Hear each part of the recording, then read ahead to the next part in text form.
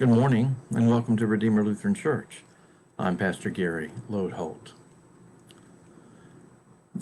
This week we're following a listing I found of the top 10 prayers in the Bible. There were 5 from the Old Testament that we were exploring this week and 5 from the New Testament that we'll look at next week.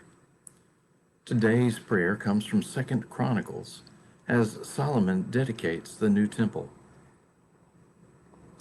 Frankly, we don't look at 1st and 2nd Chronicles very often.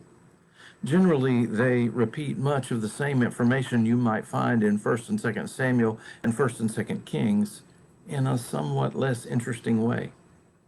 It's called Chronicles because it seems to be something like the record of what went on in the king's throne room. We might compare it to the congressional record today, and I suspect that not many of us read that regularly either.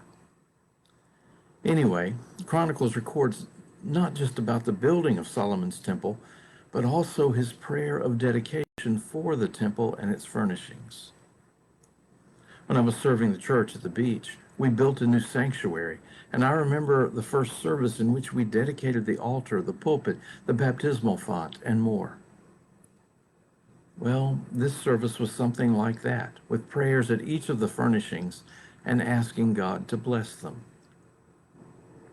But what's striking about Solomon's prayer throughout Chronicles 6 is that Solomon prays earnestly for God to be present in the midst of the people. Maybe you felt that too.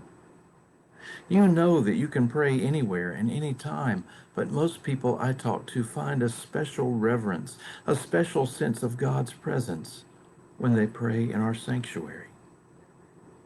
And maybe you didn't realize that there are times when people come to our church during the week to spend time in the sanctuary in prayer.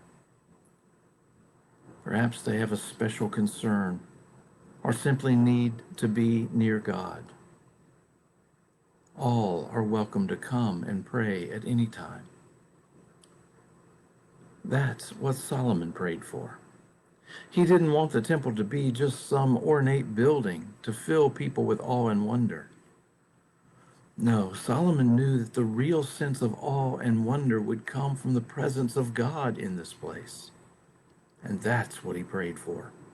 He prayed that God would be in the midst of God's people.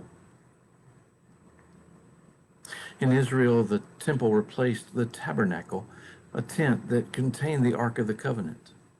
The word tabernacle means the place of dwelling, or in other words, the place marking that God was dwelling and abiding with God's people. The temple was the new place where that would happen. And again, that's just what Solomon prays for. In fact, Solomon gets a little more specific than that. Solomon actually prays for God to dwell in the midst, not just of God's people, but of God's sinful people.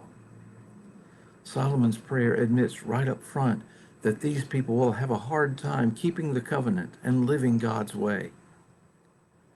Nevertheless, he prays that God's love and mercy and grace would lead to forgiveness and that God would not abandon God's people and instead dwell in their midst.